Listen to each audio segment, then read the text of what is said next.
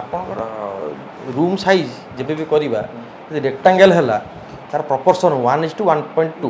ହେଲେ ଆପଣଙ୍କର furniture arrangement ଭଲ ରହିବ। ଆମେ ସବୁ 14 ଫୁଟ କରିବା ଫର୍ଣ୍ଣିଚର ଆରେଞ୍ଜମେଣ୍ଟ ଭଲ ଆସିବନି। ତ ଆମେ ଯଦି 14 କରିବାର ଅଛି ଆପଣ ଏମିତି 12 ଫୁଟ 14 ଫୁଟ ବେଡ୍ 6-7 ଫୁଟ ଗଲା 2 ଫୁଟ ସୋଫା ମଝି 4 ଫୁଟ 7 14 ଆମେ ଯୋଉ କ'ଣ ସେଟାକୁ କୁହନ୍ତି ଯୋଉ କରନ୍ତି କ'ଣ ୱିଣ୍ଡୋଟାକୁ କରନ୍ତି ବସିବା ପାଇଁ ଗୋଟେ ସିଟ୍ ଆଉଟ୍ କରିବେ ଆଉ ସେଇ ରୁମ୍ଟାର ତ ସେଇଟା ଟିକେ ବଡ଼ ସାଇଜ୍ କରିବେ ଆଉ ଏଟାକୁ ଆମେ ଧରନ୍ତୁ 14-15 କରିଦେଇଥିବା ମାଷ୍ଟର ବେଡରୁମ୍ 12 ଯଦି ମାନେ ଆମେ